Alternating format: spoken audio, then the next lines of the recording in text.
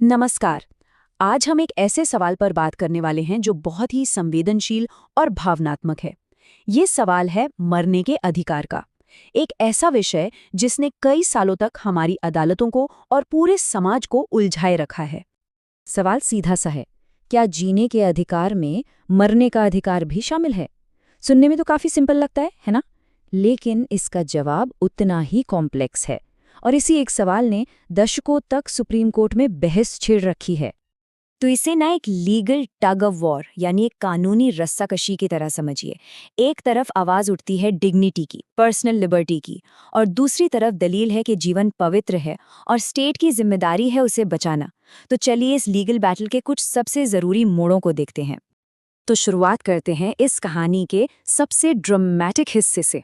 सोचिए, 90s का दौर था और सुप्रीम कोर्ट ने इस मामले पर दो ऐसे फैसले दिए जो एक दूसरे से बिल्कुल बिल्कुल अलग थे। और पता है क्या, ये सब हुआ सिर्फ 2 साल के अंदर। तो पहले बात करते हैं 1994 की। केस था पी रत्नम का। इसमें कोर्ट ने एक काफी लिबरल व्यू लिया। उनका तर्क सिंपल था, जैसे फ्रीडम ऑफ स्पीच में चुप रहने का अधिकार शामिल है, वैसे ही आर्टिकल 21 के राइट टू लाइफ में राइट नॉट टू लिव भी शामिल होना चाहिए। इस एक लॉजिक से सेक्शन 309, जो आत्महत्या की कोशिश को क्राइम मानता है, उसे असंवैधानिक घोषित कर दिया गया। मतलब एक बहुत बड़ा कदम था ये। लेकिन पिक्चर अभी बाकी थी, क्योंकि ठीक 2 साल बाद 1996 में ज्ञान कौर केस में एक बड़ी बेंच बैठी और उन्होंने पी रत्नम केस के फैसले को पूरी तरह से पलट दिया। कोर्ट ने साफ साफ कहा कि राइट टू लाइफ एक पॉजिटिव राइट है, इसका मतलब राइट टू डाई बिल्कुल नहीं हो सकता। उन्होंने कहा कि जीवन को खत्म करना अननेचुरल है और इसके साथ ही सेक्शन 309 फिर से संवैधानिक बन गया। देखा कितना बड़ा यू टर्न। अब यहाँ से ना इस पूरी डिबेट में एक नया एंगल जुड़ता है। अब तक जो बहस सिर्फ कानून के दायरे में हो रही थी, उसमें अब एक इंसानी पहलू, एक दयालु नजरिया भी शामिल हो गया। और इस बदलाव का क्रेडिट जाता है लॉ कमीशन को। लॉ कमीशन ने एक बहुत ही पावरफुल बात कही। उन्होंने कहा कि सोचिए, जो इंसान इतनी तकलीफ में है, इतना हताश है कि वो अपनी जान लेने की कोशिश कर रहा है, वो कोई क्रिमिनल नहीं है, वो एक मरीज है। उसे सजा की नहीं, उसे मदद और देखभाल की जरूरत है। ये सोच में एक जमीन आसमान का बदलाव था। और लॉ कमीशन सिर्फ बातों तक नहीं रुकी, उन्होंने ठोस सिफारिशें भी दीं। जैसे कि जो लोग लाइलाज बीमारी से जूझ रहे हैं, उन्हें इलाज से मना करने का हक होना चाहिए। जो डॉक्टर्स मरीज की इस इच्छा का सम्मान करते हैं, उन्हें कानूनी सुरक्षा मिलनी चाहिए। तो पूरा फोकस अब देखिए क्राइम और सजा से हटकर गरिमा, देखभाल और मेंटल हेल्थ पर आ गया। इस पूरी कानूनी बहस के बीच में एक ऐसी असल जिंदगी की कहानी सामने आई जिसने पूरे देश को झकझोर के रख दिया। ये कहानी थी अरुणा शानबाग की। एक नाम जिसने भारत में इच्छा मृत्यु पर कानून को हमेशा के लिए बदल दिया।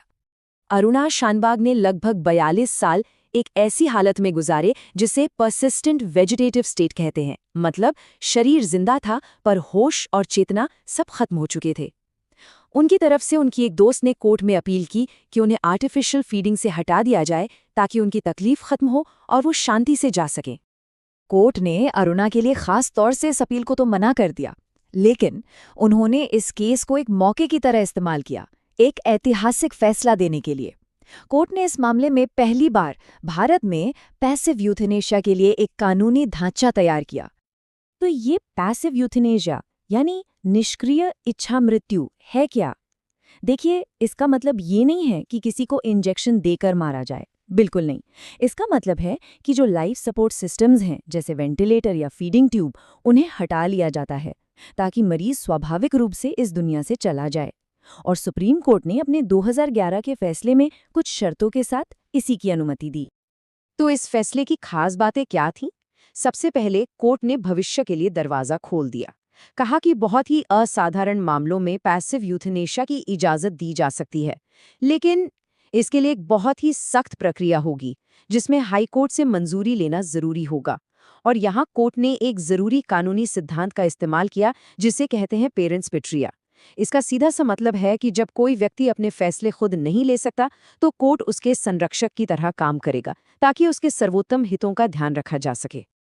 तो अगर इस पूरे सफ़र को हम जल्दी से रीकैप करें, 1994 में मरने के अधिकार को माना गया, 1996 में उसे पलट दिया गया, फिर 2008 में लॉ कमीशन ने एक मानवीय दृष्टिकोण की बात की, और आखिर में 2011 में अरुणा शानबाग केस ने पैसिव यूथनेशिया के लिए भले ही एक छोटा सा पर एक बहुत ही ज़रूरी रास्ता खोल दिया। और ये पूरी कहानी हमें एक आखिरी सवाल पर लाकर छोड़ देती है। कानून ने एक रास्ता ज़रूर बना दिया है, लेकिन गरिमा और नैतिकता की जो बड़ी बहस है वो अभी भी जारी है। एक सम्मानित मृत्यु का आखिर मतलब क्या है? ये एक ऐसा सवाल है जिसका जवाब हम सबको मिलकर सोचना होगा।